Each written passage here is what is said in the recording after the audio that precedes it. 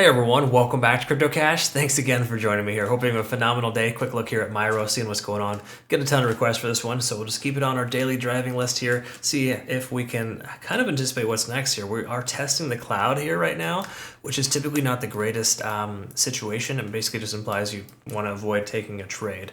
We can see the conversion line still above the baseline, so not in terrible shape there, but the lagging span is below and free and clear of the price action here within the next hour.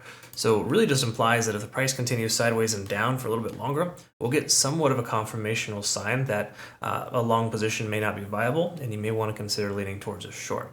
Okay, again, different strategies for different situations. That is not the only confirming factor we use, but it's one of them that's really important. It's kind of just something that's good to kind of know right off the bat here. So we'll double check a few key factors on larger time frames, kind of see what's going on. So if you're new to the channel, just keep in mind, I love to teach people to trade. I hope you can learn something here today. If you do want to become a better trader, cryptocash.tech is a website linked down below. I've also got a trading academy community and signals group that's all kind of part of that. We took some monster profits here recently in our premium group. ICP, Matic, ETH, and Bitcoin, all shorts. And of course, a nice little long from a few days ago. That's why swing trading is awesome, in my personal opinion. Got a nice little 50% there in 9 days from Chainlink. So congrats to everyone for that. Awesome news there. Thank you for the wonderful feedback. Let's take a quick look here at the daily time frame, work our way down. This hasn't changed much since yesterday, honestly. We do see RSI tapering off, coming back down. Stochastic hasn't fully swung down yet, and money flow index is still high. So again, totally a lagging indicator here, not the most appropriate scenario for entering and exiting, right? Daily time frame is going to look bullish for a while. However, we are starting to see that pullback, stochastic starting to swing down.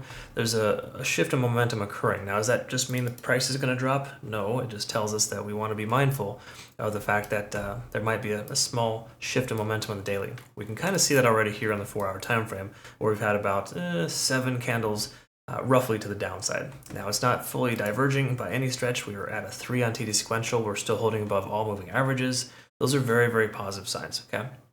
Just note, the shift in momentum here is occurring, and it's good to kind of be aware of that. Having said that, what does that shift in momentum look like? Well, we're still above 50 on the RSI. That's a very good confirming factor, but we're heading towards it pretty quickly. So if we can stay above 50 on the RSI on the 4-hour, I think we're still in decent shape. If stochastic can start shifting momentum and start swinging upwards, we'll be better off. But right now, it is looking like the price wants to pull back further. We got a MACD divergence here as well, which we haven't seen in a little while. And to give you perspective, the last time the MACD diverged, the price action was doing this right here. This is when the price action, what the price action was doing when we had the MACD diverging. Okay, so again, it's not like it's super massive, right? This kind of bottomed out, eventually took off again. Good to go there, but if you kind of think about it, we are due for a correction. It would make sense for it to come down to this most recent low, or sorry, the most recent high there. We actually capped out at 0.618 on fib, and then of course the price pulled back. Let me clean up the charts here so you can kind of see what I'm referring to. A little easier to kind of identify. So if you can kind of see here, 0.618 Fibonacci retracement level, price consolidated really nicely. We got this 0.5 level at 18 cents, also a previous resistance level. Okay, so we should experience some kind of support here if the price pulls back that low. Okay. Is it going to pull down that low? Not necessarily. And if it does pull down this low, right, then that would be an invalidation of the subtrend, and we'd be losing multiple moving averages. A lot of things we got to discuss at the time. Right now, still a little premature. We're still above all moving averages, still looking good, but we are seeing this shift in momentum. That's why stochastic and the MACD are good indicators to help you understand the overall sentiment and the overall kind of more so just momentum. They're momentous indicators, and they're really good at identifying that. So with us testing the 20-day SMA right now, if that doesn't hold, we're going to probably likely see somewhere in the range of 20 cents to 18 cents retested in the relative near future. Okay, that's kind of what that's telling us here. Is it a guarantee? No, but we're still early in this downtrend, and if we cannot have this 0.618 fib level hold at 20 cents, a strong consideration for 18 cents to follow. We want to look here as well at fair value. There is not a lot, but there is a small gap down here that's already been filled. That is good to go there. Liquidity, we have some liquidity left on the upper range here, so that could also be swept. But there's a range here between 19 and 18.7 that could also get hit. And if you're not familiar with liquidation, there's no liquidation charts for this coin being new through High Block Capital or just kind of a, I think what Glassnode has those too. And they're just good at identifying that these are areas that the price action still has yet to retest based on whales liking to push the price action in that direction to wipe out any potential resistance. So hypothetically, and we see this happen a lot, price action could come down here and just instantly turn around once we sweep that lower level of liquidity. Guarantees, no, just something to be aware of that we're moving towards that. Hourly time frame, very last thing we want to confirm here, and we touched on this earlier, but we'll just double check this here.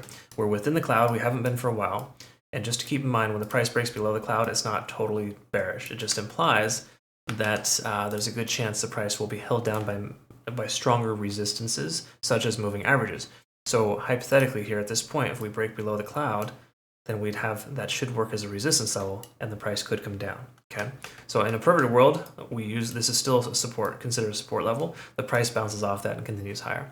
But if in 12 hours from now, the price is like definitively below the cloud, then we know full well that the price action is likely bearish, and we have a tentative downtrend, okay? And again, when I say bearish, I'm only emphasizing the fact that it's a short-term bearish trend. It doesn't mean the whole entire, we just go short to the ground floor. You don't do that. You ideally take a short if we have confirming factors, and you also consider moving your stop loss as you go lower and ensure that you're taking profit on the way down. Okay, if you're not taking profit, you're not going to be profitable. I don't know how else to describe that. Some people seem to think they can just hold on forever and they leave money on the table, significant chunks. You got to take profits when you can, folks. Again, that's how you survive the markets. Anyways, at this point, really, there's a lot of like conflicting factors letting us know that a long position is not viable. This is not the dip you just buy. Also telling us you don't just short into this because we have a lot of supporting factors too, right? So when you're in this middle area, this gray area, I call it the 95%, you do not want to consider a trade, okay? You stay on the sidelines, you wait for confirmation. For us, or for me rather, confirmation would come when the price gets back up above the cloud here. We can close soundly at 0.786.